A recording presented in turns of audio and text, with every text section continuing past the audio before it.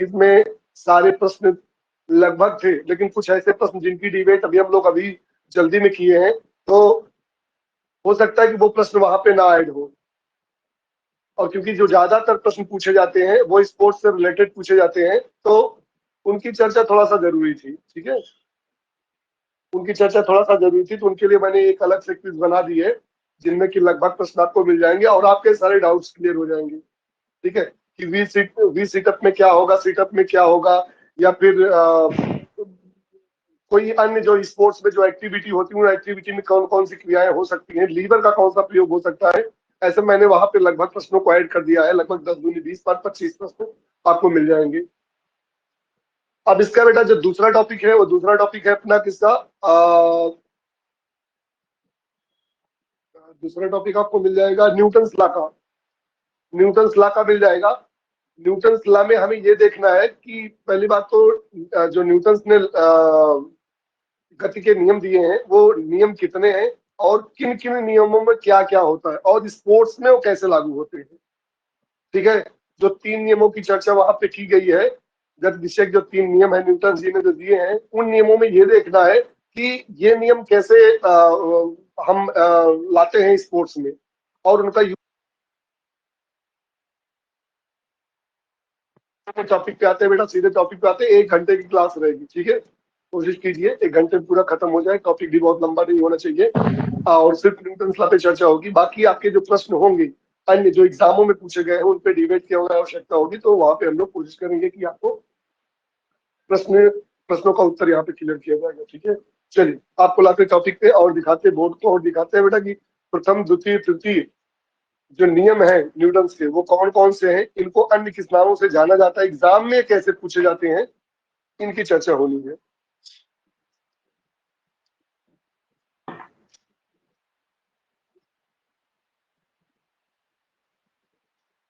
ठीक है, चलिए शुरू करते हैं बेटा न्यूटन लॉ को।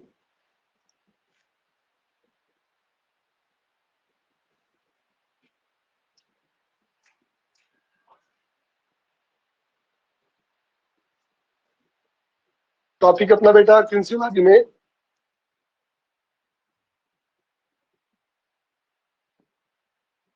जो न्यूटन जी ने किसके ला दिए हैं,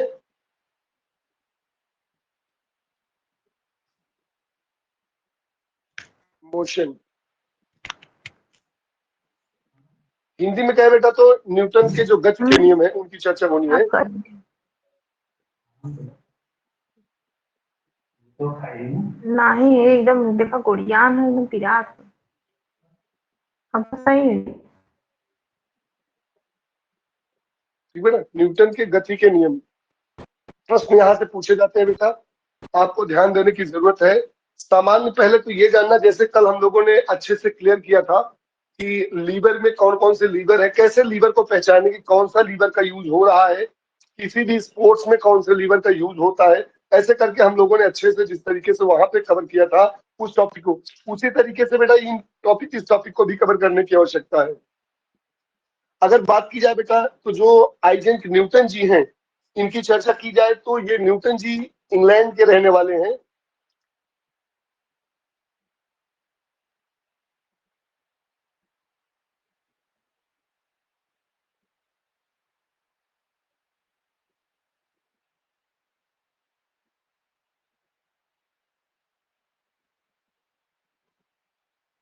इंग्लैंड के वैज्ञानिक है।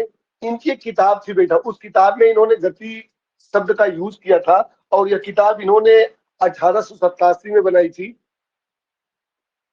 1887 में जो इनकी एक किताब थी जिसका नाम था बेटा प्रिंसिपिया, उसमें इन्होंने चर्चा की है। क्या किताब थी, कौन सी किताब, प्रिंसिपिया।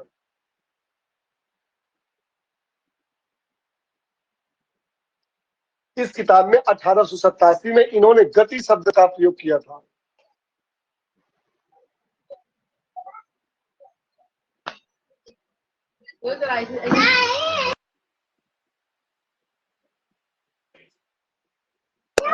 और बाद में आप लोगों ने इनके बारे में जब पढ़ा होगा तो ये कहीं एक किसके नीचे जो इतिहास है उन्होंने बताया कि हम एक पेड़ के नीचे बैठे थे और कुछ देर बाद हमने देखा कि आम डाली से टूटा और टूटने के बाद सीधा वो जमीन पे आके गिरा।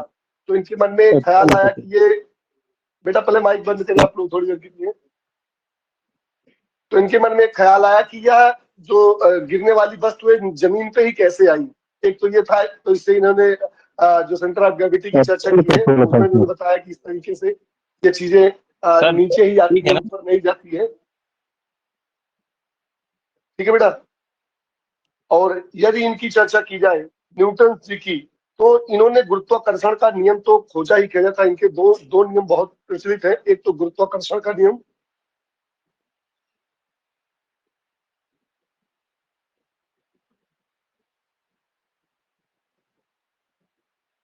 एवं गति विषयक नियम।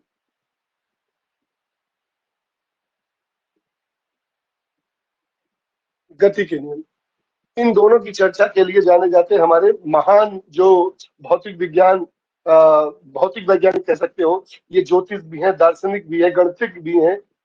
मतलब हर हर क्षेत्र में इनका एक बहुत बड़ा रोल रहा है। तो ऐसे में देखा जाए तो अगर गुरु के रूप में देखें कि इनके गुरु कौन थे, अगर गुरु की चर्चा की जाए तो इनके गुरु थे बेटा जो अल्बर्ट आइंस्टीन है वो थे।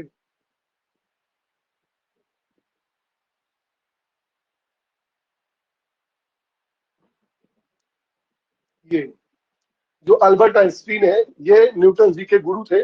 और आप लोगों ने देखा होगा कि जब न्यूटन जी ने नियम दिए थे, अपने अलग अलग 3 नियम दिए थे, तो उन 3 नियमों में आपको गैलीलियो की भी चर्चा मिलती है। और गैलीलियो ऐसे माना जाता है कि जब इन्होंने ला ऑफ इनर्शिया दिया था तो उस नियम के अंतर्गत उन्होंने भी अपना एक शोध दिया था। गैलीलियो जी ने बताया था कि कुछ इस तरीके से बल की आवश्यकता होती है किसी भी वस्तु को आगे पीछे करने के लिए। बहरहाल उसका खंडन न्यूटन जी ने किया था। फिर भी उस नियम को इसलिए भी गैलीलियो का नियम के रूप में जाना जाता है। अगर न्यूटन जी के गति के नियम की चर्चा करनी बेटा आपके स्पोर्ट्स में यही है। और अगर इसकी चर्चा की जाए तो एक तो सामान्य प्रश्न पूछा जाता है आपसे कि न्यूटन जी ने गति के कितने नियम दिए थे, कितने नियम दिए थे। तो इन्होंने बेटा 3 नियम दिए थे। नंबर 1 की चर्चा की जाए तो पहले नियम को इन्होंने जड़त्व का नियम कहा था।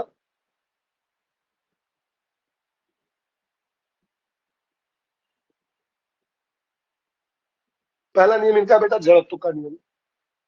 ये जो जड़त्व का नियम है, इसी को जड़त्व को ये इसका हिंदी शब्द है, लेकिन अगर इसको ग्रीक शब्द में देखा जाए या सॉरी लैटिन शब्द में देखा जाए तो लैटिन शब्द में इसको इनर्शिया बोलते हैं। तो इसे लॉ ऑफ इनर्शिया के नाम से भी जाना जाता है।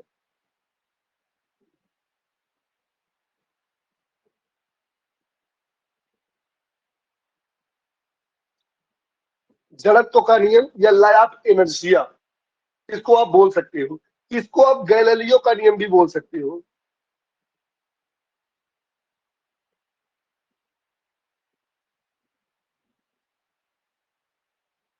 तो तीनों ने नाम एक ही है। चाहे आप जड़त्व का नियम आप कहें, चाहे आप लॉ ऑफ इनर्शिया बोले, चाहे गैलीलियो का नियम, सब एक ही है। क्योंकि गैलीलियो जी ने जड़त्व का नियम जो दिया जाता है न्यूटन जी ने दिया था, लेकिन गैलीलियो जी ने अपना एक मत व्यक्त किया था इनके इस नियम के ऊपर, इसलिए इसको गैलीलियो का नियम भी के रूप में भी जाना जाता है। ठीक है बेटा। अगर बात करें बेटा, एक नियम हो गया। अगर बात करें बेटा दूसरे नियम की, तो इससे दूसरा नियम जो इनका बेटा त्वरण का नियम है। त्वरण या संवेग का नियम।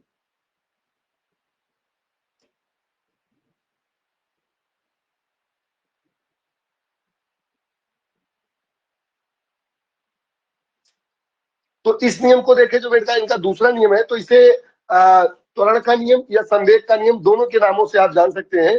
अगर बात हिंदी की आए तो इसी को लॉ ऑफ एक्सीलरेशन भी कहते हैं।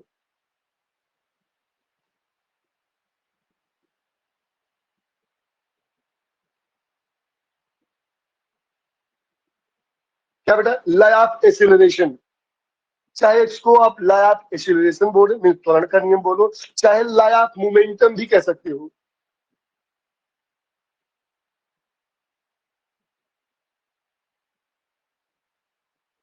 मोमेंटम भी बोल सकते हो।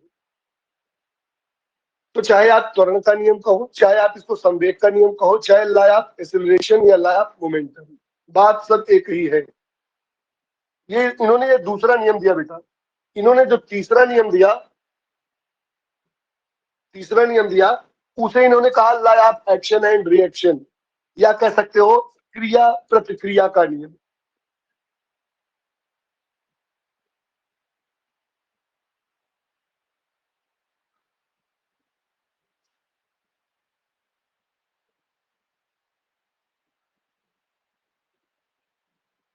या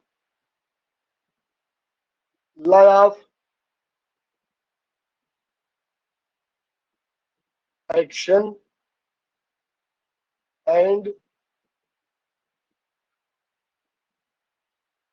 रिएक्शन, इसको आप law of action and reaction के भी नाम से इसको आप जान सकते हो।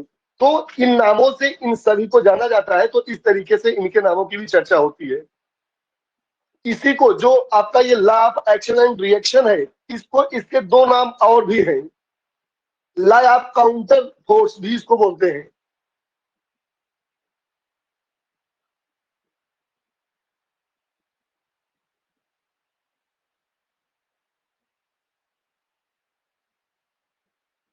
लॉ ऑफ काउंटर फोर्स के नाम से भी इसको जाना जाता है। याद रहे, सारे नाम कभी भी पूछे जा सकते हैं। इसको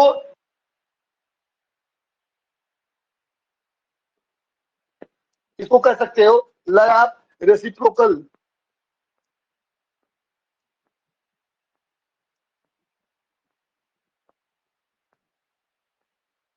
ठीक है, लॉ ऑफ रेसिप्रोकल एक्शन।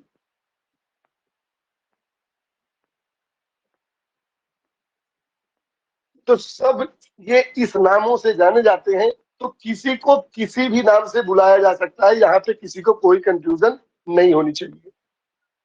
पहला नियम ये जड़त्व का नियम, दूसरा नियम दिया त्वरण या संवेग का नियम, तीसरा नियम दिया क्रिया प्रतिक्रिया का नियम। अब इन तीनों नियमों को थोड़ा सा समझने की जरूरत होती है। जब हम नियम को समझ जाएंगे तो उदाहरण अपने आप क्लियर हो जाते हैं, उदाहरण अपने आप क्लियर हो जाते हैं, और कंफ्यूजन भी आपके मन से पूरी तरीके से खत्म हो जाता है, यदि तीनों नियमों की चर्चा सही दिशा में हो जाए तो। या कह लो कि इन तीनों नियमों को यदि थोड़ा सा भी समझ लिया जाए तो ज्यादा दिक्कत नहीं होती है इनके उदाहरणों को समझने में। ठीक है बेटा। अगर बात की जाए बेटा, इन्होंने पहला नियम दिया कौन सा, जड़त्व का नियम। जड़त्व का मतलब है जड़ अवस्था में कोई वस्तु का होना। जड़त्व के नियम इन्होंने कहा कि कोई वस्तु जड़ अवस्था में होगी तो वो जड़ अवस्था में ही रहेगी। कहने का मतलब, यदि हमने किसी बॉल को यहाँ पे रख दिया तो निश्चित रूप से यह बॉल यहीं पर तब तक रहेगी जब तक कि कोई बाह्य बल इस पे ना लगे, चाहे वो हवा ही क्यों ना हो। जब कोई बाह्य वस्तु या बाह्य बल लगेगा तब यह वस्तु एक स्थान से दूसरे स्थान तक जाएगी। एक दूसरा इन्होंने क्या कहा, दूसरा कहा कि वस्तु तब तक, इसीलिए इनके दो नियम जड़त्व के कहे जाते हैं, एक विराम का नियम और एक गति का नियम। तो इन्होंने गति विराम के नियम में कहा कि वस्तु तब तक स्थिर अवस्था में रहेगी जब तक इसमें कोई बाह्य बल ना लगे, चाहे वो हवा का प्रेशर हो, चाहे वो कोई धक्का मार दे, चाहे फुटबॉल पे कोई किक कर दे, चाहे कुछ भी करे, जब तक कुछ ना एक्टिविटी होगी तब तक यह बॉल यहाँ से दूसरे स्थान तक नहीं जाएगी। दूसरे नियम में इन्होंने क्या कहा, दूसरे नियम बता कि कोई वस्तु तब तक चलती रहेगी जब तक कि कोई बाह्य फोर्स उसको रोकने का प्रयास ना करे या फोर्स लगा के कोई रोके ना। तो इसीलिए जो जड़त्व का नियम है बेटा, वो दो रूपों में जाना जाता है।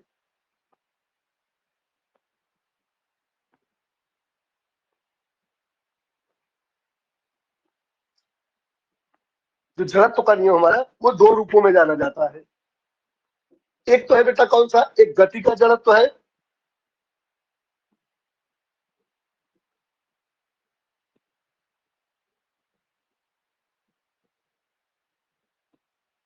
कौन सा बेटा, एक हमारा कौन सा बेटा गति का जड़त्व है, और जो दूसरा है विराम का जड़त्व।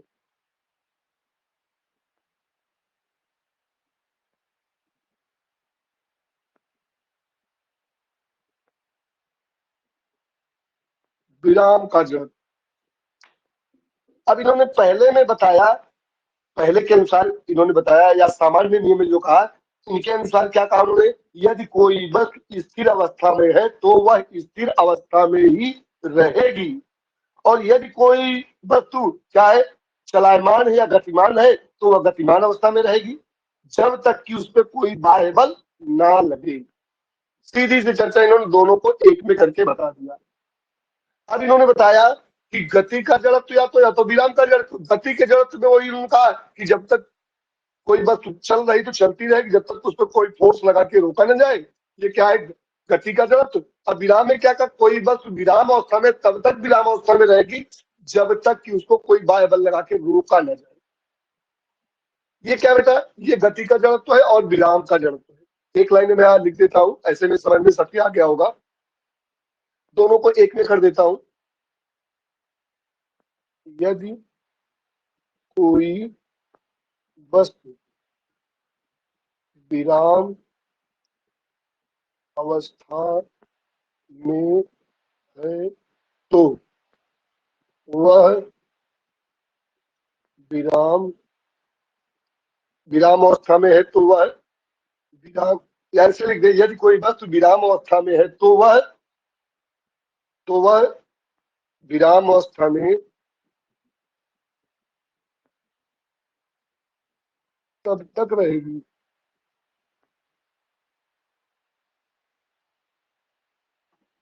कि उस पर कोई बाह्य बल न लगाया जाए।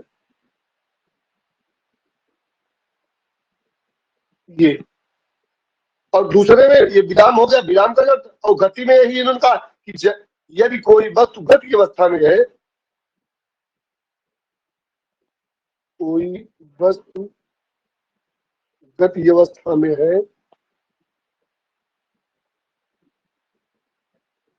तो तब तक गति अवस्था में रहेगी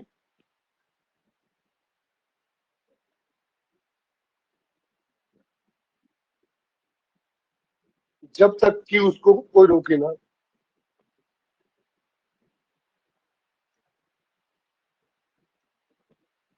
रोके ना, ये क्या बेटा, ये हमारा जड़त्व का नियम है। एक नियम समझ में आ गया, एक नियम समझ में आ गया, और इसके बहुत सारे उदाहरण हैं। अभी उदाहरणों की चर्चा अलग करेंगे, सिर्फ अभी में समझने की जरूरत है। जैसे सामान्य तरीके से देखें, कोई भी स्टार्टिंग पॉइंट जो भी होगा, स्टार्टिंग पॉइंट चाहे जो भी होगा, जैसे मान लो रोमन रिंग है, रोमन रिंग पे क्या करता है, ये रोमन रिंग हमारी है, क्या करता है, एक बार जाता है खिलाड़ी स्टार्ट करने के लिए, जब स्टार्ट करता है रोमन रन पे कूदता है, तो ऐसे में क्या है बेटा, वहां पे जो शुरुआती नियम लगता है, या कह दो कि जब उस पर हाथ लगा के वो ऐसे लटक जाता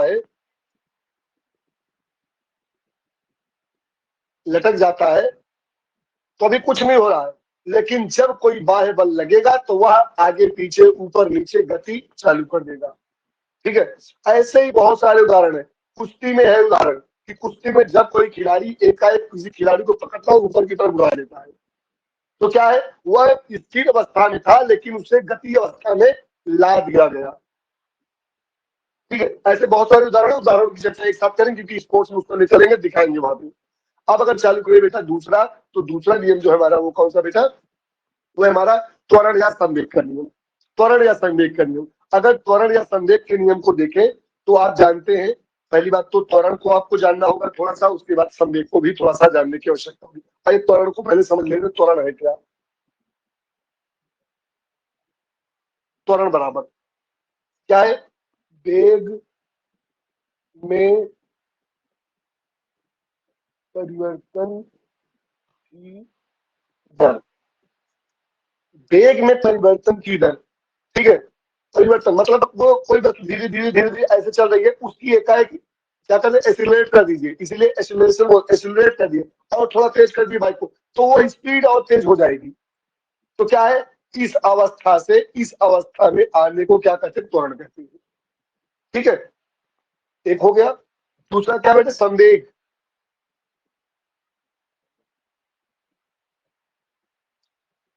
संवेग, त्वरण बराबर वेग में परिवर्तन की दर। संवेग में अगर देखे बेटा तो किसी वस्तु के द्रव्यमान, सर जी नीचे का वर्ड नहीं दिख रहा है, बोर्ड थोड़ा ऊपर कर दीजिए। अच्छा अच्छा ठीक है ठीक है, ऐसे मैंने जगह थोड़ा कम थी तो मैंने पेज में लिख दिया है, लेकिन बता दिया है क्या है तो समझ में आ गया होगा। ठीक है, अगर कोई कंफ्यूजन होगा तो एक बार वीडियो आगे पीछे कर लेंगे तो कंफ्यूजन खत्म हो जाएगा, क्योंकि जगह कम थी तो मैंने शॉर्ट में लिख दिया है। संवेग की अगर बात करें बेटा, संवेग की अगर बात करें तो हम कह सकते हैं किसी वस्तु के द्रव्यमान, क्या बेटा, किसी वस्तु के द्रव्यमान और क्या, और उसका वेग तथा वेग। एक तो द्रव्यमान, द्रव्यमान मतलब उसका जो मास है, वेग मीन्स जो उसकी स्पीड है, जो उसकी गति है, के गुणनफल को, क्या दोनों के जब गुणनफल करेंगे, गुणनफल,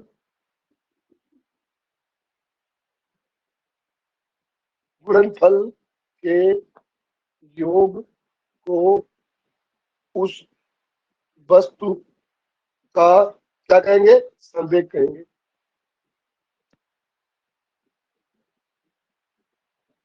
ये क्या बेटा, संवेग कहते हैं। तो क्या वेग में परिवर्तन की दर को क्या कहेंगे, त्वरण कहेंगे, कि कोई वस्तु धीरे, ये 50 की स्पीड से जा रही थी, मैंने इसको 70 की स्पीड से बना दिया, लेकिन किस, यह जो परिवर्तन होगा उसी दिशा में होगा, सेम दिशा में होगा। ये नहीं कि इधर जा रही थी इसको मोड़ दिया इधर लेके, ऐसे नहीं, सेम दिशा में होगा। अभी हम लोग एक लाइन में लिख के क्लियर करेंगे इसको। ठीक है, ये क्या है, जो धीरे धीरे जा रही थी बस उसको हमने तेज कर दिया।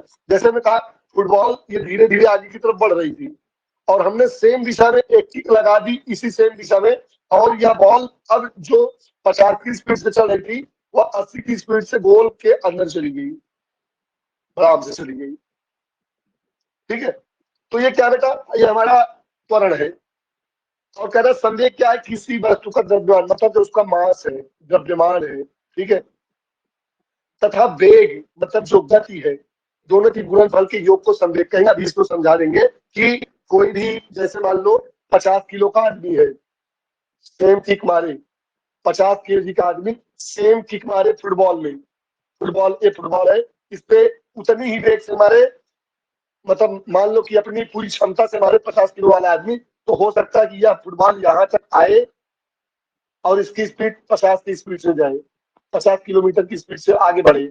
लेकिन यही अगर 70 किलो वाला आदमी, 70 केजी वाला आदमी इसी को सेम अपने उसी ताकत से मारे, तो यह 70 की बजाय यह 70 की स्पीड से जाएगी गोल के अंदर। तो कहने का मतलब क्या बेटा, जब उसका मास, जब उसका मास बढ़ेगा तो उसकी स्पीड भी क्या होगी, परिवर्तित हो जाएगी। सीधी सी बात है, अगर मास ज्यादा होगा, मास ज्यादा होगा, द्रव्यमान ज्यादा होगा तो वेग भी ज्यादा होगा, या कह लो ताकत भी ज्यादा लगेगी, या बल ज्यादा अप्लाई होगा। सीधी, इसीलिए खेलों में कभी भी कुश्ती हो गई या कोई और खेल हो गया तो केजी से चलता है, क्या चलता है, केजी से चलता है, किलोग्राम से। अब 100 किलो वाले आदमी से अगर 50 किलो वाला या 20 किलो वाले आदमी को लड़ा दोगे तो 100% है, चाहे वो कुछ ना करेगा फिर भी उसके ऊपर गिर जाएगा तो दब जाएगा। इसलिए ये सब क्या बेटा, किलोग्राम से चलते हैं। तो ये क्या बेटा, त्वरण का नियम, संवेग का नियम, अभी इनकी चर्चा ऊपर अलग से करते हैं, सिर्फ अभी समझ लीजिए बस। क्रिया प्रतिक्रिया का नियम, क्या बेटा, क्रिया प्रतिक्रिया का नियम, एक्शन एंड रिएक्शन की जो चर्चा होती है, चाहे इसको law of action and reaction बोलो, चाहे लॉ ऑफ काउंटर फोर्स बोलो, चाहे लॉ ऑफ रेसिप्रोकल एक्शन बोलो, कुछ भी कह सकते हो। तो कह रहा है प्रत्येक क्रिया का हमेशा बराबर एवं विपरीत प्रतिक्रिया होती है। यहां मैं लिख देता हूं,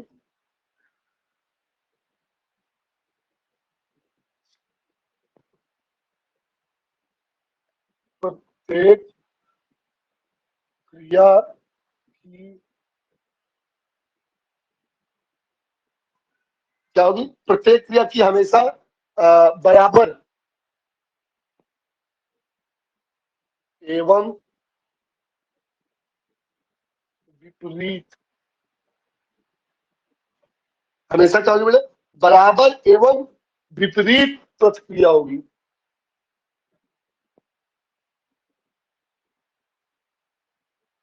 प्रतिक्रिया होगी। जितनी तेजी से हम, अगर ये कठोर वस्तु है और जितनी तेजी से इस पे किसी बॉल को मारेंगे उतनी तेज वो बाहर की तरफ जाएगी। किसी बच्चे के सर में यदि हम तेजी से झापड़ मारते हैं तो उसको भी लगता है तो हमको भी लगेगा। अगर हम अपने किसी मुक्के से उस किसी दूसरे व्यक्ति के मुक्के पे मारे, वो भी बराबर का फोर्स अप्लाई करे, तो जितनी चोट उसको लगेगी उतनी चोट हमको भी लगेगी। जमीन पे किसी बॉल को पटकते हैं तो जितना तेज पटकेंगे उतना ही तेज वो ऊपर भी जाएगी। ठीक, ये क्या बेटा, ये सामान्य से नियम है जिनकी चर्चा अभी हम लोग कर रहे थे। अभी इसको जब हम लोग स्पोर्ट्स में लेके चलेंगे, देखेंगे बहुत सारे उदाहरण आपको यहाँ पे दिखेंगे जो इन नियमों को क्या करते बेटा, फॉलो करते हैं। विपरीत के बाद क्या लिखे हैं सर? विपरीत प्रतिक्रिया होगी, विपरीत प्रतिक्रिया होगी, एक्शन का रिएक्शन होगा।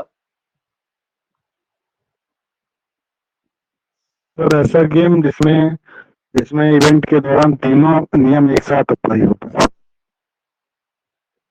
ऐसा गेम जिसमें तीनों नियम एक साथ अप्लाई होते हैं, एक साथ सब तीनों नियम बताइए। एक साथ, मतलब उसमें एक्शन रिएक्शन भी लग जाए, जड़त्व भी और त्वरण भी। मतलब एक कोई शॉट है या कोई खेल में तो सब लग जाएगा, कोई भी खेल खेलोगे तो तीनों नियम लगेंगे ही लगेंगे, अलग अलग होगी स्थिति। अब जैसे मान लो कुश्ती है, आप कुश्ती को ले लो, तो आप क्या करते हो, जब खिलाड़ी को आप तेजी से धक्का देते हो या किसी खिलाड़ी को आप उठा लेते हो, जब 4 पॉइंट के लिए किसी खिलाड़ी को या कह लो उठा करके जब उसको आप नीचे की तरफ गिराते हो, तो आपको 4 पॉइंट में जब आप जमीन से उठा लेते हो, उठा करके जब नीचे की तरफ रखते हो, तो ऐसे में आपको 4 पॉइंट दिए जाते हैं यदि आप कंधे से ऊपर कर लिए हो तो ऐसे में उस नियम के अकॉर्डिंग देखा जाए तो वहां पे जड़त्व का नियम लगा। लेकिन जब खिलाड़ी को आपने क्या किया, कह लो कि जब आपने धक्का मारा तो भी मतलब बराबर जैसे होता है, हाथ लड़ाते हैं पंजा, धक्का देते तो वो भी धक्का देता है, तो वहां क्रिया प्रतिक्रिया का एक ही एक्शन में सर, एक ही एक्शन में ये भी सर लगभग तीनों नियम लगते ही है। हाँ वो तो और वॉलीबॉल अगर देखा जाए, वॉलीबॉल से देखा जाएगा, वॉलीबॉल में कब वही सर स्मैश वाली स्थिति में जंप, हाँ जब खिलाड़ी जंप करेगा स्टार्ट से ऊपर जाएगा, तो मान लो न्यूटन का पहला नियम लगा, शुरुआत करेगा जब किसी भी खेल की किसी भी चीज की शुरुआत, जब वो ऊपर की तरफ गया और स्मैश किया तो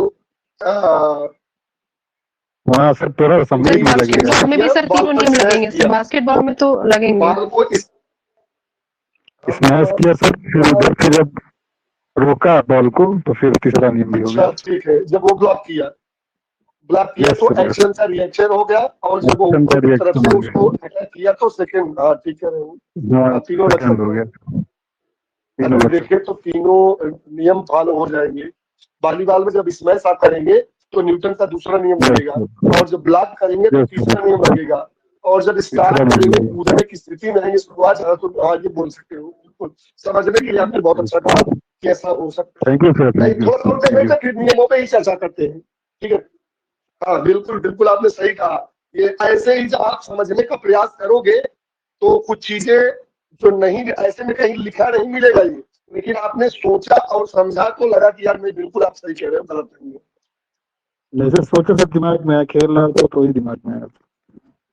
हाँ नहीं सही है, खेल से इसको जब जोड़ोगे और बताए, जब इसको आप जोड़ोगे तभी आपको याद भी होगा, फिर याद रखिए, नहीं तो कंफ्यूजन बना रहेगा। अभी थोड़ा थोड़ा चर्चा करते हैं इनसे, और इसके बाद आपको ले चलते हैं इनके उदाहरणों पे, क्योंकि प्रश्न आपके टोटल यहीं पे है, टोटल प्रश्न आपके यहीं पे है। इसलिए न्यूटन का जो फर्स्ट नियम है त्वरण का नियम,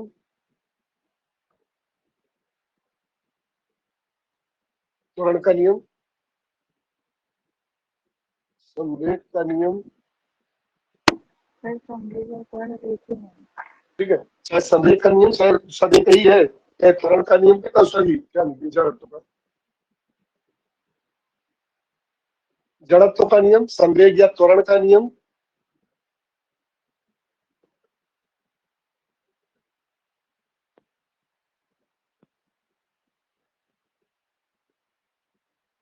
क्रिया प्रतिक्रिया,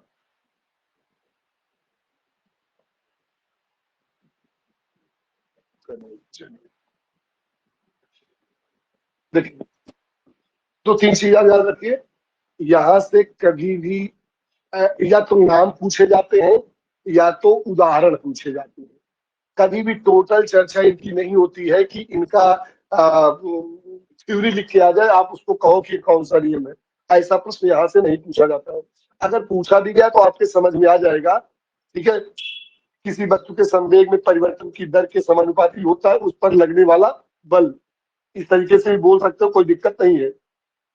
या कह सकते हो कि यह मोमेंटम में परिवर्तन उसी दिशा में होता है जिस दिशा में बल लगाया जाता है। जब संवेग के नियम में आओगे तो मोमेंटम भी उसी दिशा में होगा जिस दिशा में बल लगेगा। मतलब हमने कहा था एक बार बहुत सामान्य तरीके से समझाने का प्रयास किया था, अभी समझ में भी आ जाएगा। अब जड़त्व के नियम को बेटा सबसे पहले देखते हैं और जड़त्व के नियम से लगने वाले जो उदाहरण है, उदाहरणों की चर्चा करते हैं कि, और यही सब उदाहरण आपसे कहीं ना कहीं पूछे भी जाएंगे। अगर देखें बेटा सामान्य नियम देखें, जो सामान्य नियम आप लोग ऐसे में देख लेते हैं। तो जैसे आप क्या करते हैं, जैसे कोई चीज खड़ी है, सबसे अच्छा तो फुटबॉल का है। फुटबॉल में गेंद को किक मारकर आगे बढ़ाना,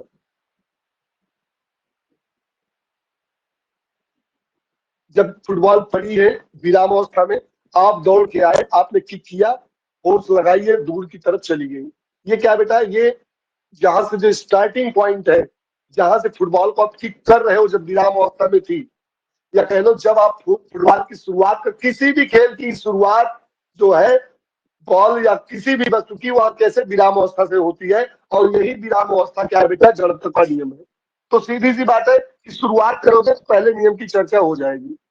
तो यहाँ तो आपको ज्यादा सोचने की जरूरत ही नहीं है। या कह सकते हो कि जैसे मान लो आप गाड़ी में बैठे हो, कार में जब ब्रेक मारी जाती है तो अचानक आप तेजी से आगे की तरफ जाते हैं, लेकिन जब गाड़ी रुकती है तब पीछे की तरफ झटका लगता है। कैसे लगता है, पीछे की तरफ झटका लगता है।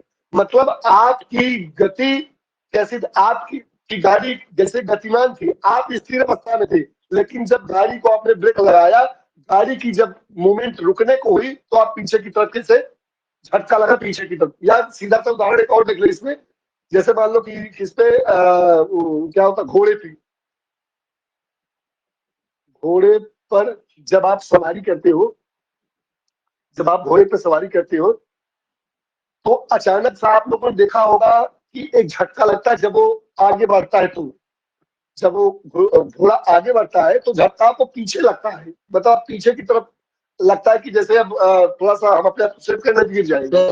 तो क्यों नहीं, बंदूक की गोली तो क्रिया प्रतिक्रिया की चर्चा है।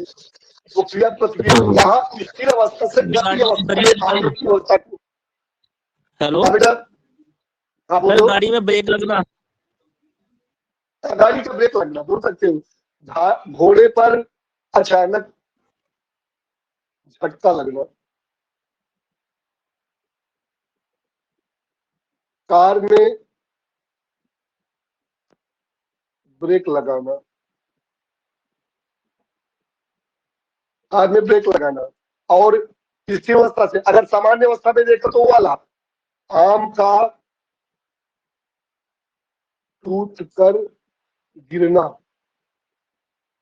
जब आप उसको क्या करते हो, झटका मारते हो। गड्ढे से धूल निकालना,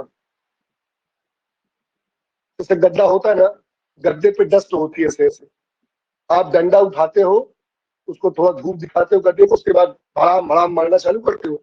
गद्दा अंदर की तरफ जाता, धूल ऊपर की तरफ ऑटोमेटिक से, मतलब गद्दा अंदर जा रहा, धूल वही की वही, लेकिन धूल उसको जब उसको छोड़ती है तो विराम अवस्था से कैसे बेटा गतिमान अवस्था में आ जाती है।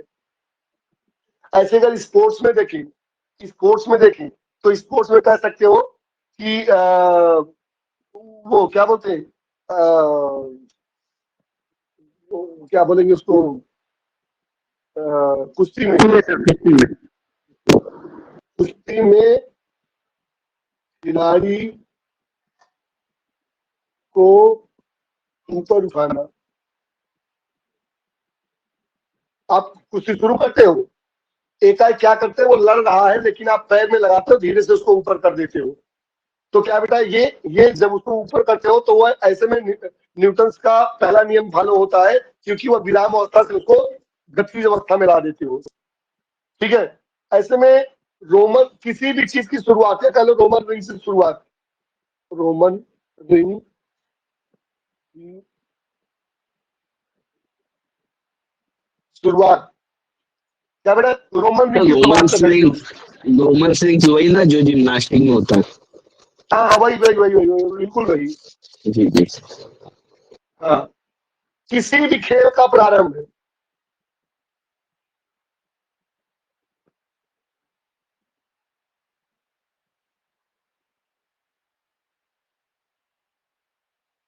तो आप सीधा सा न्यूटन के पहले नियम को लगाओगे, चाहे वो स्टार्ट की बात हो,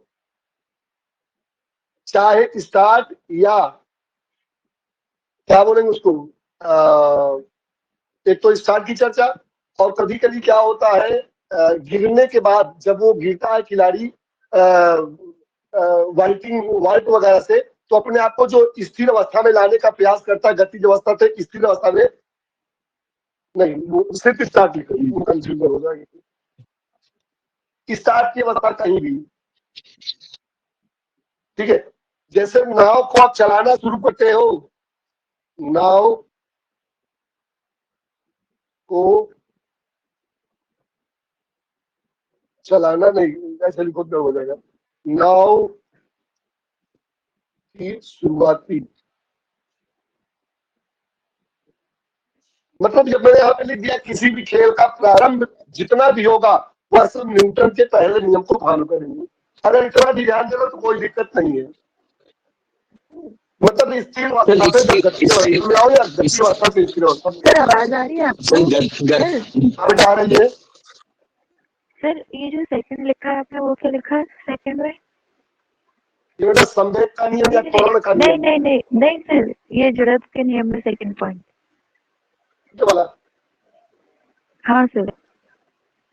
घोड़े पर अचानक, जैसे आप घोड़े पे चलते हो ना, घोड़े पे जब आप सवारी करते हो, तब घोड़े को जब आप चलाना शुरू करते हो, अचानक आप पीछे की तरफ झटका लगता है, घोड़ा आगे की तरफ झटका है पीछे की तरफ। जैसे कार में ब्रेक लगाते हो, तो आप देखिए आप पीछे की तरफ ऐसे जाते हो, मतलब जब गाड़ी रुकती है तो पीछे नहीं बेटा, थर्ड में तो दूसरा आ जाएगा, वो तो झटका लगना है। मतलब यहाँ झटका का मतलब है कि गतिमान अवस्था से स्थिर अवस्था में जो बीच का गैप है वो दिखा रहा है। जो क्रिया प्रतिक्रिया का नियम होगा, वो तो जब बंदूक चलेगी तो झटका पीछे लगेगा, मतलब गोली आगे जाएगी, झटका पीछे लगेगा। जैसे सर हम जब गाड़ी स्टार्ट करते हैं सर, कभी कभी सडन क्या होता है, एक्सीलरेटर बहुत तेज ले लेते हैं, एकदम से बॉडी पीछे की तरफ फिट हो जाती है। बिल्कुल एकदम सही। अब उसी को देखो, जब ब्रेक मारते हो तो भी, जैसे आप गाड़ी में बैठे हो, जब मान लो बस में बैठे हो, बस में आप सफर कर रहे हो, आप स्थिर अवस्था में हो, गाड़ी चल रही ढक ढक ढक ढक चल रही, लेकिन अचानक जब वो ब्रेक मारता है तो आप आगे की तरफ भागते हो। वो देखिए गाड़ी रुक रही है, आप आगे की तरफ भाग, क्यों? क्योंकि गाड़ी गतिमान अवस्था में थी, आप स्थिर अवस्था में थे। अब वो स्थिर अवस्था में आएगी तो आपका ऊपरी जो भाग है, जो हवा में भाग था, वो तो चलायमान नहीं स्थिर अवस्था में, लेकिन जो बॉडी से टच वाली अवस्था है उसको देखोगे और ऊपर पार्ट को देखो, दोनों अलग अलग प्रतिक्रिया करेंगे। आगे के पैर जो है आप तेजी से दबाओगे रुकने के लिए कि हम रुके, लेकिन आगे की बॉडी क्योंकि गतिमान है वो आगे की तरफ भागती चली जाती है। जब बस में ब्रेक लगती है तब तेजी से आगे की तरफ खिसकते भाग जाते हैं, जबकि हमारे ऊपर उसका कोई प्रभाव नहीं पड़ना चाहिए। वहां भी बेटा जड़त्व का नियम का प्रभाव होता है, क्योंकि जड़ अवस्था में से विराम मतलब कि जड़ अवस्था से हम कहाँ पे गति अवस्था में आ गए। तो ये सारे उदाहरण बेटा आपको दिखेंगे। और खास करके किसी भी खेल की शुरुआत में, आप फुटबॉल या किसी भी खेल की शुरुआत होगी, जब आप स्टार्ट करोगे तो वह क्या होगा, वह आपके जड़त्व के नियम का पालन करेगा। और सबसे ज्यादा जो प्रश्न पूछे जाते हैं यहीं से पूछे जाते हैं। चाहे कुश्ती की बात होगी तो जड़ अवस्था में थी, उसको आप चलायमान अवस्था में ला दिए। रोमन रिंग में आप शुरुआत किए तो किसी भी खेल की शुरुआत सब इसी के अंतर्गत आएगी। अगर संवेग के नियम की चर्चा की जाए बेटा, तो ऐसे में वेग में हमने कह दिया, पहले लिखवा दिया था कि जो वेग में परिवर्तन की दर है वो क्या है, वो त्वरण है। वो क्या बेटा, त्वरण है। कि हमने क्या किया, एक सामान्य सा उदाहरण समझने के लिए पहले बताया, और दूसरा संवेग मतलब वेग में जो परिवर्तन होना है, जो वेग में परिवर्तन हो रहा है, या कह लो कि संवेग किसे कहेंगे, किसी वस्तु के द्रव्यमान तथा वेग के गुणनफल को उस वस्तु का संवेग कहते हैं। तो दोनों पे निर्भर करेगा, क्या उसका वेग कितना है और उसकी गति कितना है। इन दोनों पे ज्यादा वजनदार, जैसे मान लो कि एक कील आपको गाड़नी, सामान्य साधारण होता है, एक कील गाड़नी हो, कील थोड़ा मोटी, इतनी मोटी कील हो, और हथौड़ी में, जिस हथौड़ी से सोनार क्या करता है, सोने को पीटता है, उस हथौड़ी को लेकर के इस कील को गाड़ने का प्रयास करे तो कतई गड़ नहीं पाएगी। क्यों? क्योंकि हमारा वेट है, उसके अकॉर्डिंग जो फोर्स है वो कम लगेगा। और उसी जगह पे अगर ये इतनी बड़ी हथौड़ा थोड़ा बड़ा होगा तो आसानी से 2-3 झटके में ही चला जाएगा, और बड़ा होगा तो हो सकता है एक ही झटके में चला जाए। तो ये क्या बेटा, ये हमारे संवेग की चर्चा कर रहा है, या कह लो वेग में जो परिवर्तन होना है वो उसको भी इसी के अंतर्गत लाना है। जैसे एक सामान्य सा उदाहरण, अगर सामान्य उदाहरण की चर्चा करें तो आप देख पाएंगे कि आप जब भी क्रिकेट खेल में क्या होता है, जैसे क्रिकेट खेल हो रहा है तो आप लोगों ने देखा होगा कि वहां पे एग्जाम्पल बहुत तेजी से समझ, और किसी भी अभी एक तो पहले उदाहरण लिखते जाते हैं, उदाहरण लिखते जाए तो समझ में आता जाएगा। एक उदाहरण हमने बताया कि सबसे ज्यादा जो उदाहरण आपके दिमाग में आ जाएगा वो ये आएगा कि इस मैच के समय कोई भी स्मैश होगा, जितना अधिक बल से स्मैश मारा जाएगा और जितना बॉडी का वेट होगा उतनी ही तेजी से स्मैश क्या होगा, विपरीत पाले में जाएगा। ये एक्शन रिएक्शन नहीं है, ये क्या है बेटा, ये हमारा मास है, जो हमारा वेट है कह लो, उस वेट के अकॉर्डिंग जितना तेज शॉट मारोगे बस उतना। जैसे मान लो हमने कहा कि हम 50 किलो के हैं, एक जितना फोर्स अप्लाई करना है 50 किलो वाला आदमी अगर करता है किसी बॉल पे तो वो 60 किलोमीटर की स्पीड से अगर बॉल जाती है, अगर 80 केजी वाला आदमी सेम फोर्स अप्लाई करता है तो यह हो सकता है 70 किलोमीटर की स्पीड से आगे की तरफ बढ़े।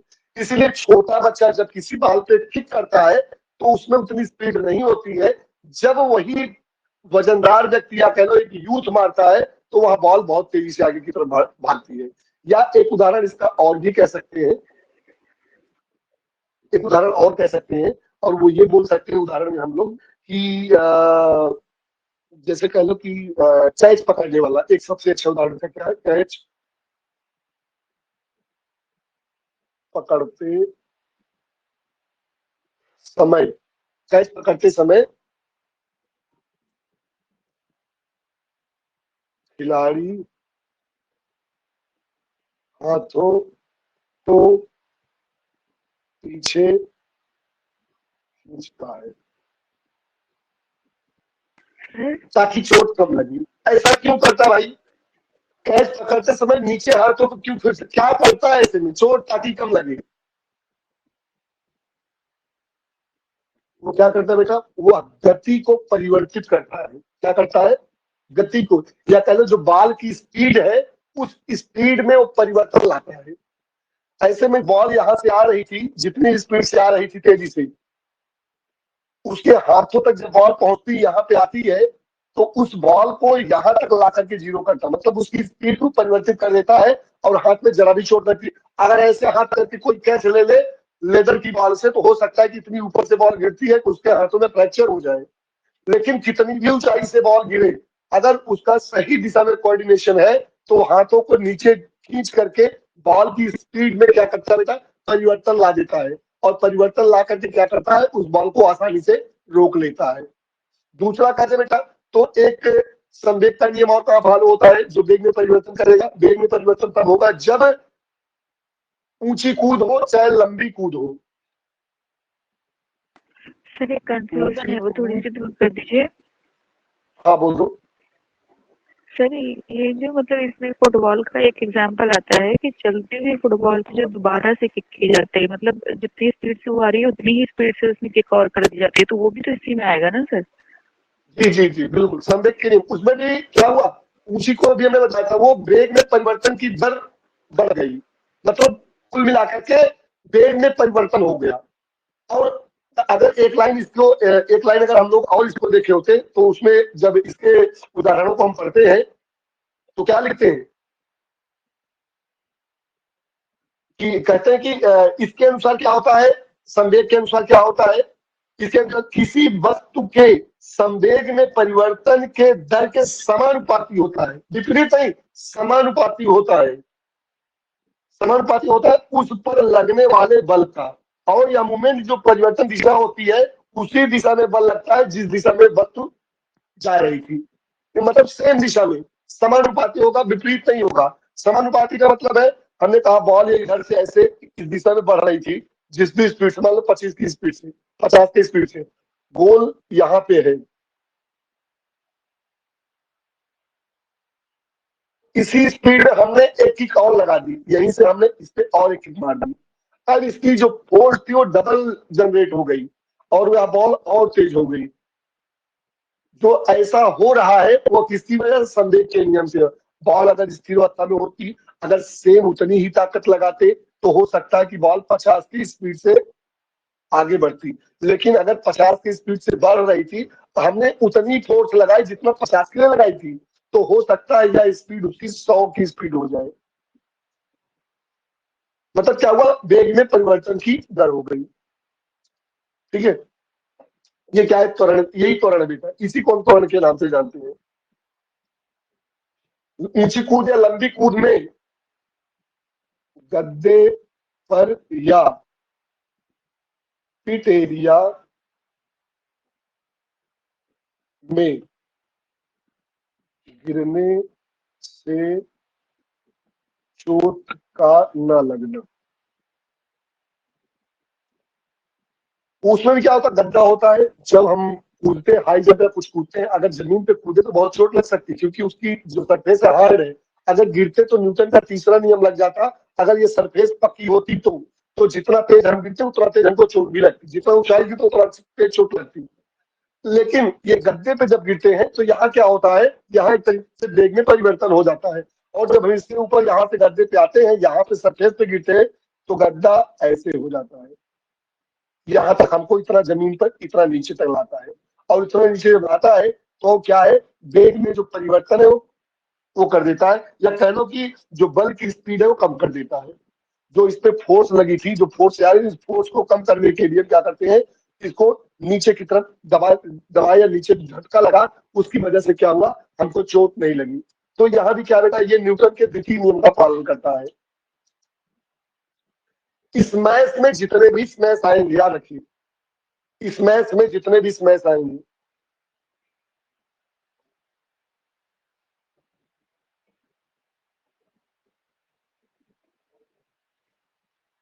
चाहे वॉलीबॉल हो,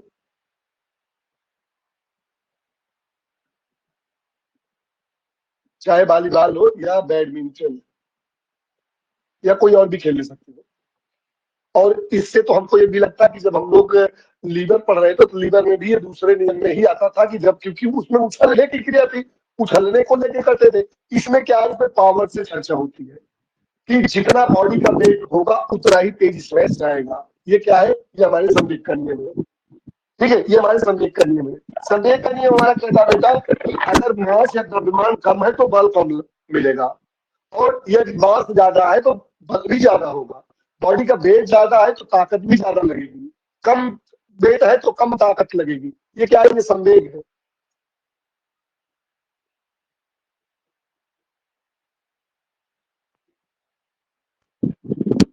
ऐसे ही आप चाहे जिसका ले लें, चाहे डिस्कस का ले लें, हैमर का ले लें या जेवलिन का ले लें, जेवलिन का ले लें, बॉडी का मास जितना ज्यादा होगा वो सप्लाई उतना ज्यादा होगी। मतलब बॉडी का वेट जितना ज्यादा होगा फोर्स भी उतनी तेज लगेगी। 10 किलो वाला आदमी 10 केजी वाला आदमी कभी भी 90 मीटर नहीं खींच सकता,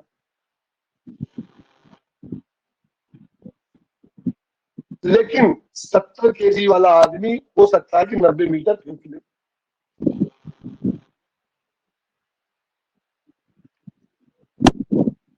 समझ गए कि नहीं? अगला इसी में एक और उदाहरण, sweep shot. Sweep shot, sweep shot में भी सेम क्या है क्रिया, उसी दिशा में वेग का परिवर्तन होता है जिस दिशा में बॉल चल रही थी या समानुपाती बल लगता है।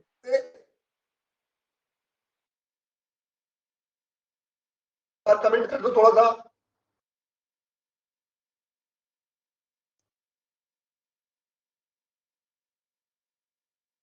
हेलो हेलो,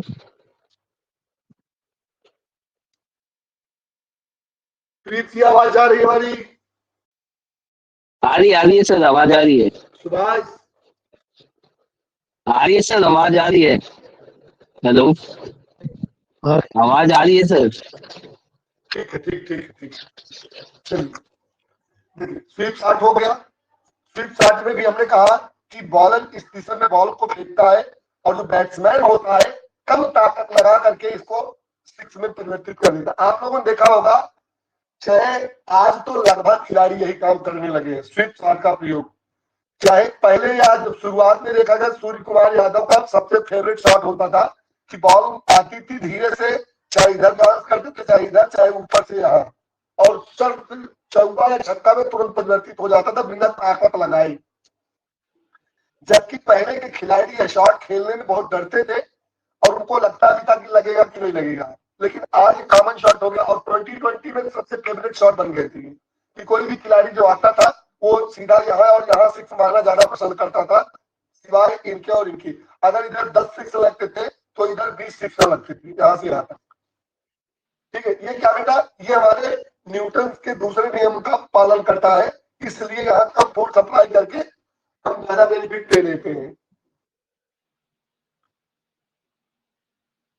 ये था बेटा कौन सा, ये हमारा दूसरा नियम था।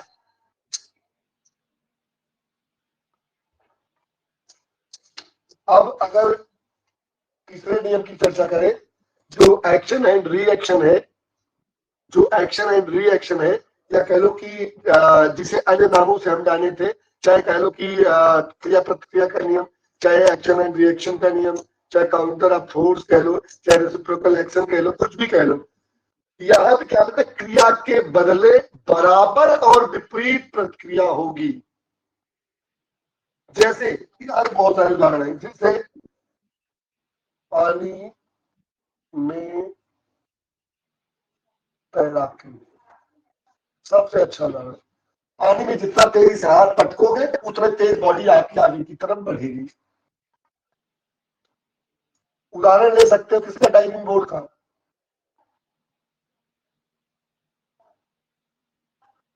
डाइविंग बोर्ड का ले सकते हो। डाइविंग बोर्ड पे क्या बेटा, जितना तेज स्प्रिंग, ये स्प्रिंग लगी होती है, खिलाड़ी आता है इस पे कूदता है और जितना तेज कूदता है उतना ऊपर हो जाता है, इसे उतना ऊपर जाता है। तो क्या है, एक्शन का रिएक्शन, जितना तेजी से हम कूदेंगे उतना तेज ऊपर की तरफ भागेंगे, उतना तेज हमको आगे की तरफ ले जाएगी। ये डाइविंग बोर्ड जो स्विमिंग में लगी रहती है ना? हाँ, डाइविंग बोर्ड को हटाने लगे, स्प्रिंग बोर्ड जिसपे बोलते हो। डाइविंग बोर्ड क्या है कि वो ऐसे यहाँ पे फिक्स होती है, यहाँ से फिक्स नहीं होती है, ऐसे तो नीचे की तरफ लटकती है, ऐसे लटकती है। यस। तो जितना लटकेगी उतना ऊपर आपको फेंकेगी।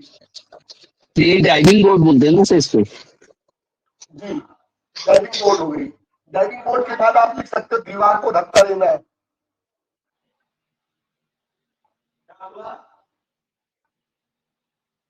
ये रचित रचित उंगली को फोड़ किए दीवार को धक्का देना। सर दीवार को धक्का देने का Action कैसा reaction, sir. मतलब एक्शन का रिएक्शन कैसे हो जाएगा सर? हम बता रहे हैं दीवार को धक्का देते रनिंग में यूज नहीं होगा। क्या है, स्टेबल है।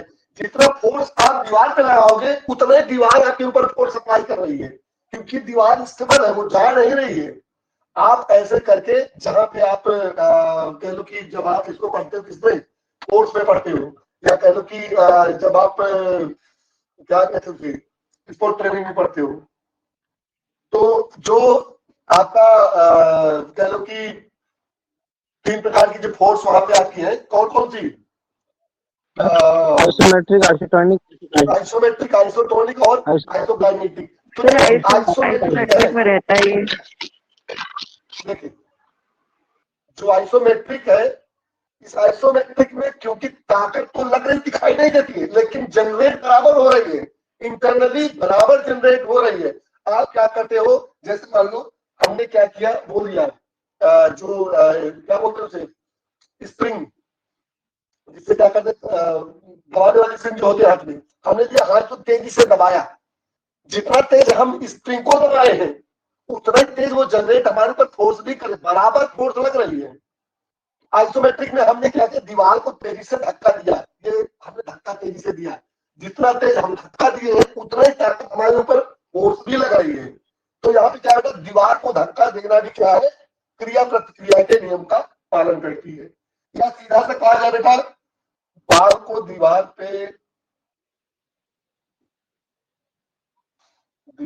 पर मारना, सिर्फ दौड़ते हुए खिलाड़ी भी तो मारते हैं तो दीवार भी क्या करती है, बॉल को उतना ही फोर्स से पीछे की तरफ फेंकती है। यहाँ से बाकी उदाहरण अगर बताएं, अब अभी तक तुम सामान्य उदाहरण की चर्चा कर रहे थे, अगर और उदाहरण देखें तो जैसे 100 मीटर की रन है,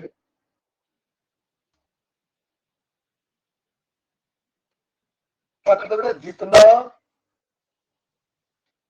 तेजी से पैरों को यहाँ पे जमीन पे रखते हैं,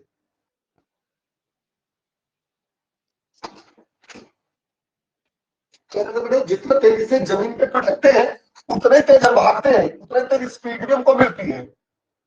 तो चलते समय याद रखें,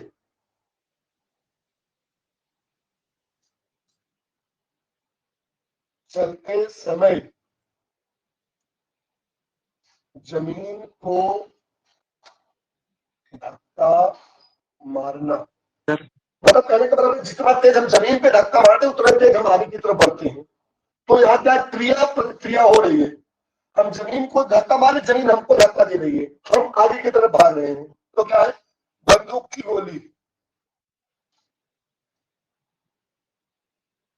बंदूक की गोली, बंदूक की गोली में क्या होता है, एंटी रिएक्शन होता है, गोली आगे की तरफ भागती है लेकिन झटका पीछे की तरफ देती है। ये गोली आगे की तरफ जितना तेज आगे जाए उतना ही तेज झटका पीछे की तरफ देती है। चलाते समय आगे क्या लिखी है? क्या बेटा? चलाते समय आगे क्या लिखी है? जी, जो और लिखे हैं अगर आप चलाते लेना समय हो, आगे क्या लिखे हैं? रॉकेट का ऊपर जाना, क्या बेटा, रॉकेट का ऊपर जाना। रॉकेट में जो आग लगती है तो आग लगने के बाद आपने देखा होगा नीचे की तरफ तेजी से प्रेशर नीचे की तरफ आता है, जितना तेजी से नीचे प्रेशर आएगा उतने ही तेज आपकी वो जो रॉकेट है ऊपर की तरफ भागेगी। तो यहाँ क्या बेटा, एक्शन का रिएक्शन हो रहा है। ऊंची कूद की अगर बात की जाए, ऊंची कूद में खिलाड़ी जितना तेजी से पैर पटकता है उतना ऊपर भागता है।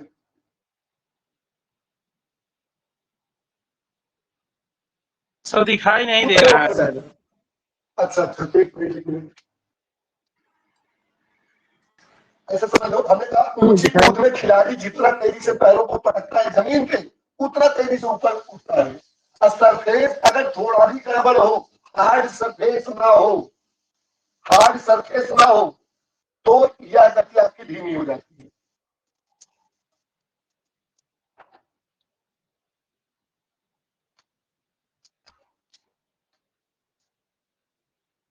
तो जितने उदाहरण आपको मिल सकते हैं उतने उदाहरणों को आप खोजने का प्रयास करें, सारे कंफ्यूजन खत्म हो जाएंगे। किसी भी स्पोर्ट्स में लेके जाओ आपको क्लियर हो जाएगा। अगर एक साथ इन सभी का समावेश किया जाए, एक साथ, अब इतना मैंने देखा है क्या, देखिए फुटबॉल में गेंद को किक मारना। हाँ बोलिए। सर ये कह रहे थे कि जो एथलीट में जब दौड़ होती है तो उसमें ब्लॉक का जो इस्तेमाल होता है, जिसपे वो जो होता ब्लॉक जो होता है जिसपे बैठ के खिलाड़ी दौड़ना शुरू करता है, क्या वो भी क्रिया प्रक्रिया में आएगा? वहां भी थर्ड देखिए, अगर ब्लॉक में क्या है, ब्लॉक को जितना तेज झटका मारता है उतना तेज आगे की तरफ भागता है, इसीलिए ब्लॉक लगे होते हैं। अगर ये ब्लॉक की मैं चर्चा करूं,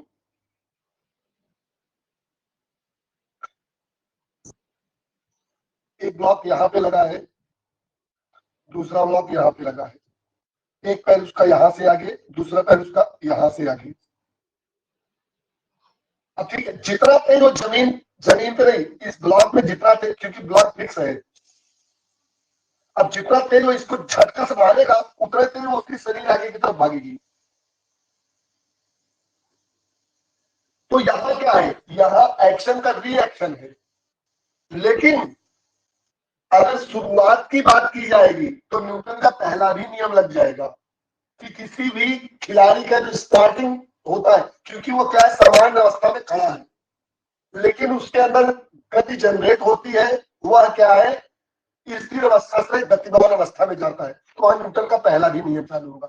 लेकिन जब स्टार्टिंग ब्लॉक की चर्चा होगी, अगर सामान्य दिशा में प्रश्न पूछा जाएगा कि सामान्य अवस्था में खिलाड़ी 100 मीटर की स्टार्ट करता है तो कौन से नियम का पालन करता है, तो जड़त्व का नियम का पालन करता है। लेकिन अगर प्रश्न पूछा गया कि खिलाड़ी स्टार्टिंग ब्लॉक पे खड़ा होकर के तेजी से झटका मारता है, ऐसे में न्यूटन का कौन सा नियम लागू होता है, तो वहां पे थर्ड लागू होता है। याद समझ आएगी नहीं? हाँ सर, आ गया, थैंक यू सर। तो देखिए, क्वेश्चनों को हमें बेसिक पकड़ना है। जड़त्व का नियम, फुटबॉल की गेंद को किक मारकर आगे बढ़ाना। देखो इसमें भी दोनों तरीके देखिए, दोनों नियम में दिखा रहा हूं। जैसे मान लो फुटबॉल की अच्छा है, ये फुटबॉल आती है, स्थिर अवस्था में है, विराम अवस्था में रुकी है, एक खिलाड़ी आया, इस पे किक किया, ऐसे किक किया, अब ये तेजी से बॉल भागी और भागते भागते भागते भागते आकर के फिर से रुक गई। अब देखिए यहां कैसे थी बेटा, स्थिर अवस्था में थी, और हमारा नियम कहता है, जड़त्व का नियम कहता है, क्या कहता है बेटा, कि कोई वस्तु ये विराम अवस्था में है तो विराम अवस्था में तब तक रहेगी जब तक इस पे कोई बाह्य बल ना लगाया जाए। अब बाह्य बल इस पे कैसे लगा, खिलाड़ी आया, किक किया, ये आगे की तरफ गई, इसका मतलब स्थिर अवस्था से गतिमान अवस्था में हो गई। अब देखिए, अब जब ये गतिमान अवस्था में चली गई, ऐसे 1 2 3 4 5 और धीरे धीरे आकर के फिर लुढ़कते लुढ़कते ये रुक गई। अब क्या है, दूसरा नियम क्या कहता है, यदि कोई वस्तु गतिज अवस्था में रहे, गति अवस्था में रहे, तो उसे गति अवस्था में तब तक रहना चाहिए जब तक उसको कोई बार बल लगे। अब ऐसे में जब ऊपर की तरफ गई तो 2-3 इसमें बार बार लगे। एक क्या है, एक तो एयर का फ्रिक्शन, एयर फ्रिक्शन, हवा का प्रेशर लगा। फिर नीचे जितनी बार वो जमीन पे गिर रही है वो क्या है, किसका, जो इसकी गति को क्या कर रहा है, जो इसकी सरफेस है, और सरफेस पे भी देखकर आएगा कि सरफेस अगर खुरदरी है तो और ज्यादा इस पे ज्यादा बल लग रहा है, गति वाला बल लग रहा है, क्या घिसड़ने वाला बल, कह लो कि जो फ्रिक्शन है वो फ्रिक्शन का अंतर कर रहा है, जिसकी वजह से बॉल धीरे धीरे धीरे धीरे रुक जाती है। रुकते समय उस पर बहुत सारा प्रेशर होता है वायुमंडल का, ये रोकती है। दूसरा क्या रोकता है, जमीन पे जब लुढ़कने लगती है तो जमीन जो है, जिसकी सरफेस है, वो अभी प्रेशर लगा के उसको रोकने का काम करती है, जिसकी मदद से रुक जाती है। अगर ये स्थिर थी तो स्थिर रहती, अगर ये उड़ गई थी तो इसको उड़ते ही रहना चाहिए था। जिस तरीके से देखिए, जहां भी वायु में प्रेशर नहीं होता है वहां यह प्रक्रिया होती है। ऐसे में वायुमंडल में जब कोई भी वस्तु चली जाती है, जैसे मान लो हमने ये हमारा वायुमंडल है,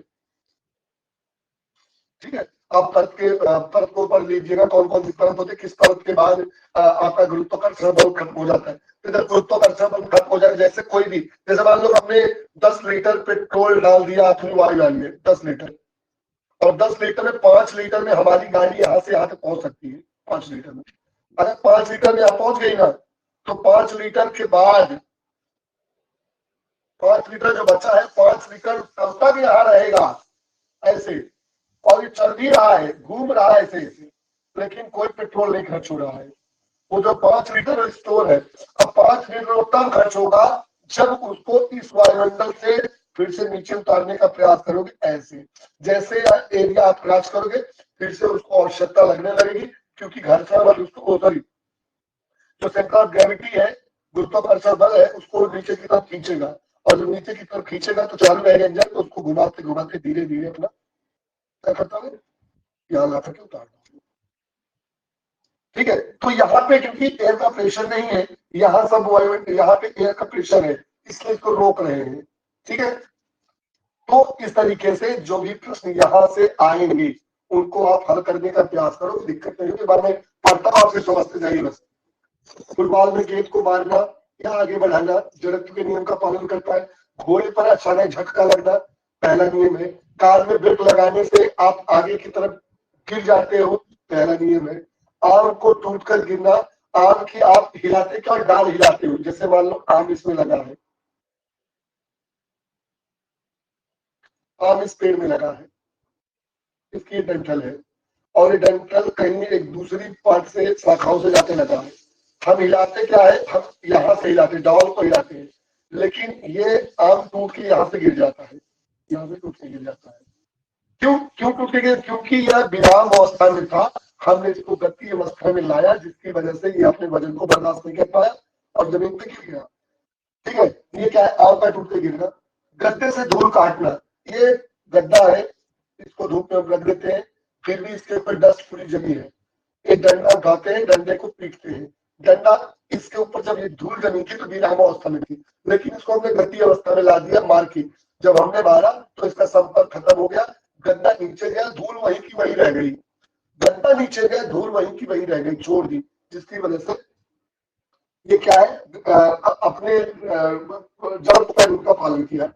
कुश्ती में खिलाड़ी को ऊपर उठाया, कुश्ती में क्या करते हैं, मैट में लड़ रहे हैं और एकाएक उसके पैरों में ताकत लगाते हैं, हाथ लगाते हैं और फिर इसको ऊपर कर देते हैं। ऐसे में क्या बेटा, ये रोमांच की शुरुआत या किसी भी खेल की प्रारंभिक अवस्था हमारे जड़त्व के नियम का पालन करती है, चाहे स्टार्ट हो चाहे और कुछ हो। नाव की शुरुआत जब नाव को चलाना शुरू करते हैं तो स्थिर अवस्था में होती है, जड़त्व। संवेग के बेटा कैच पकड़ते समय खिलाड़ी हाथ को जब नीचे खींचता है, संवेग का नियम का पालन, क्योंकि वहां पे वेग में परिवर्तन की दर अलग हो जाती है, या कह लो वहां पे तीव्रता हम बल की स्पीड को कम कर देते हैं।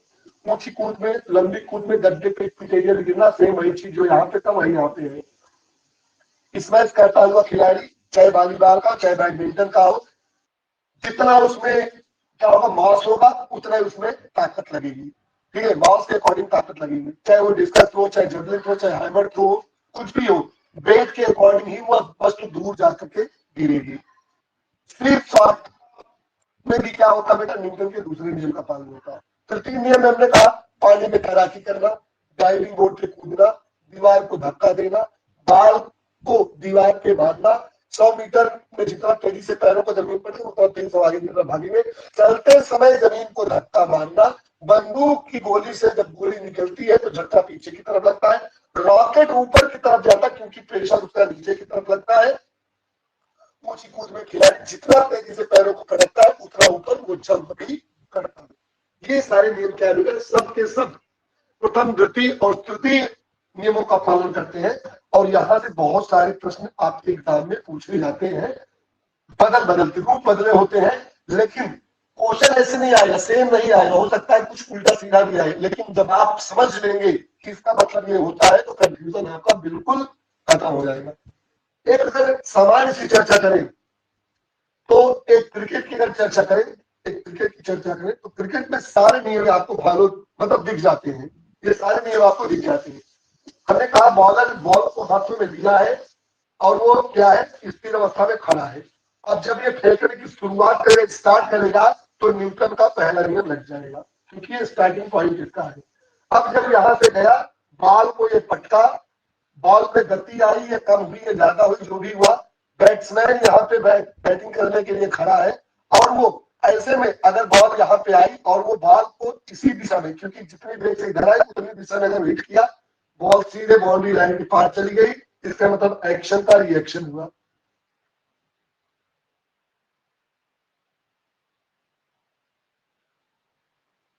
मतलब न्यूटन का थर्ड नियम लगा। जब वो क्या के सेम दिशा में बॉल को लगा दिया, अपोजिट दिशा में बॉल यहां से गई और उसने हिट किया, सीधा बॉल बाउंड्री लाइन के बाहर ऑफ साइड में, या फिर उसके जो स्टेट सिक्स लगता है। लेकिन यदि उसी बॉल को वो यहाँ से कूदती और उस पर स्लिप शॉट ऐसे घुमा दिया जाता, बॉल बाउंड्री लाइन के बाहर चली जाती, न्यूटन के दूसरे नियम का पालन यहाँ पे हो जाता। या एक सामान्य दिशा में देखा जाए, तो हम कह सकते हैं बल्ला हमारा जो था, बल्ले का जो वेट है वह कितने केजी का बेटा, 5 केजी का है, 5 केजी का है। बॉल का वजन मान के चलो 50 ग्राम है। 5 किलो के बल्ले से 50 ग्राम की बॉल को आप मान लो कि जितना भी बल अप्लाई करते हो वो 6 अगर यहाँ तक आता है, अगर यही बल्ला 1 केजी का होता, 50 ग्राम की बॉल होती, तो ऐसे में सेम ताकत, उतनी ताकत से आप मारते तो बॉल जहां तक यहाँ तक आई है, हो सकता है यही क्या करके यहाँ गिर जाती। ये समझ कर लेंगे, ये दूसरा नियम है। सर ये बैटिंग जो है सर, ये कौन से नियम में आएंगी सर? कौन सा बेटा, फिर से बोलिएगा। जैसे सर अभी आपने ये उदाहरण बताया सर, बैटिंग 5 किलोग्राम तो बल्ले से 50 ग्राम की बॉल को मारना, यही सर बैटिंग जो है किसके नियम, कौन से नियम में आएगा सर? ये समय के लिए में आएगा। यहाँ पे क्या बेटा, यहाँ मास और आपके उसकी तुलना हो रही है जी, जो द्रव्यमान आपका है, जो मास है, वो जितना ज्यादा होगा बल उतना ज्यादा अप्लाई होगा, बल उतना अधिक अप्लाई होगा। जैसे हमने कहा हैमर थ्रो में, जब हैमर थ्रो किया जाता है तो हैमर थ्रो में जो आपका हैमर करता हुआ खिलाड़ी है, जो आपका हैमर करने वाला खिलाड़ी है, उसका जितना वेट है, जितना उसका वेट है, उस वेट के अकॉर्डिंग ही वो क्या करेगा, दूर फेंक सकता है। अगर आप छोटे बच्चे को कह दो जिसका वेट ज्यादा से ज्यादा 20 या 30 किलो का है, अगर आप ये चाहो कि 30 किलो का वह व्यक्ति, वह बच्चा 50 मीटर की दूरी को कवर कर ले तो मुश्किल है। लेकिन उसके लिए एक ऑथेंटिक जो माप तौल बनाई गई है कि अगर 50 किलो का आदमी होगा तो उसको 50 मीटर दूर फेंक सकता है। ये पॉसिबल है, हो सकता है। वो सबकी बात अलग अलग ना करो कि यार बहुत सारे लोग ऐसे मोटे नहीं फेंक पाते, उनकी मैं चर्चा नहीं कर रहा हूँ।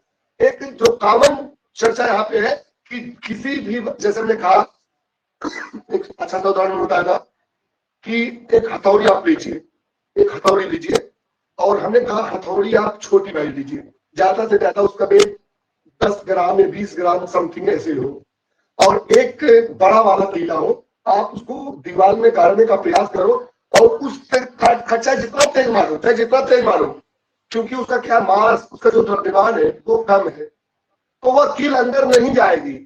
लेकिन उसके अनुरूप यदि आपके पास बड़ा हथौड़ा हो तो आप एक ही बार में उसको अंदर कर दोगे। ये क्या बेटा, ये न्यूटन के द्वितीय नियम का पालन करता है, जिस संवेग का नियम कहते हो, या लॉ ऑफ जो एक्सीलरेशन है उसी के अंतर्गत आएगा, लॉ ऑफ मोमेंटम इसी के अंतर्गत आएगा। तो मास जितना ज्यादा होगा, फोर्स उतना ज्यादा अप्लाई होगी। समझ गए कि नहीं?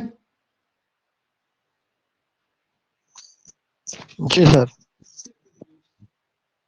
ठीक है, और कोई प्रश्न आपके दिमाग में हो तो यहाँ से पूछ लीजिए, एग्जाम में कहीं पूछे गए हो या कुछ ऐसा हो तो समझ में आ रहा हो। सर एक कंफ्यूजन रहता है सर, वो जब स्मेश मारता हुआ खिलाड़ी का है ना, और वो जंपिंग जैक करता हुआ खिलाड़ी जब जंपिंग जैक करता है तो तीसरे नियम में आ जाता है, ठीक ना, स्मैश मारता है तो वो तो सर स्मैश मारने के लिए वो तो टो से उछलता है, जैसे फर्स्ट टो पे जाता है, टो से तो जंप करता है, फिर टो पे तो रिटर्निंग आता ही है ना वो, तो इसमें थोड़ा सा कंफ्यूजन होता है सर। मैं समझ नहीं पा रहा हूँ आप क्या कह रहे हैं, तो एक बार फिर से प्रश्न बोलिए। सर जैसे इसमें ना जैसे कि जंपिंग जैक करता है, जंपिंग जैक करता है वो खिलाड़ी, वो तीसरा नियम में आ जाता है जंपिंग जैक करने में। हाँ, और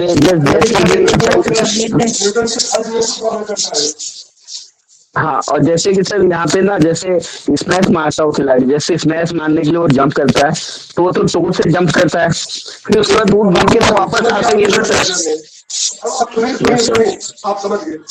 आपका कहने का मतलब ये है कि वॉलीबॉल में जब स्मैश कर रहा है तो न्यूटन का दूसरा नियम लग रहा है, लेकिन जब जंपिंग जैक करता है तो तीसरा नियम लगता है। आप ये पूछ रहे हैं? जी सर, जी सर, जी सर, जी सर, यही हमने वहां जब आपको भी बताया था तो इस चीज की मैंने चर्चा की थी कि दूसरा नियम कैसे लग रहा है। हमने कहा था स्मैश करने वाला खिलाड़ी का वेट जितना ज्यादा होगा उतना ही तेज वो स्मैश करेगा, उतना ही तेज बॉल पे जमीन पे जाएगी। छोटे से बालक में जिसकी स्पीड, जिसका बॉडी का वेट कम है, वो कितना भी फोर्स अप्लाई कर ले, एक बड़े व्यक्ति की तुलना में उसकी फोर्स कम रहेगी। मैंने इसकी चर्चा यहाँ पे की। यहाँ कूदने वाली चर्चा मैंने नहीं की। कूदने वाली चर्चा की मैंने तुलना आपसे की थी कि कूदता हुआ खिलाड़ी लीवर में दूसरे नियम का पालन कर, मतलब दूसरे टाइप के लीवर का प्रयोग करता है कूदते समय।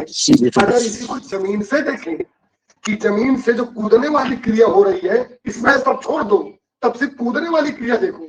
अगर ऐसा प्रश्न पूछ लिया जाता कि जमीन पे तेजी से तेजी से कूदता हुआ खिलाड़ी न्यूटन के किस नियम का पालन करता है, तो क्या आता तब तीसरा नियम, क्योंकि वह कूदने की क्रिया हो रही है कि जमीन पे गया कूदा, क्योंकि जंपिंग जैक ने अपने क्या किया, जमीन पे कूदे, जमीन आपको कूदाई।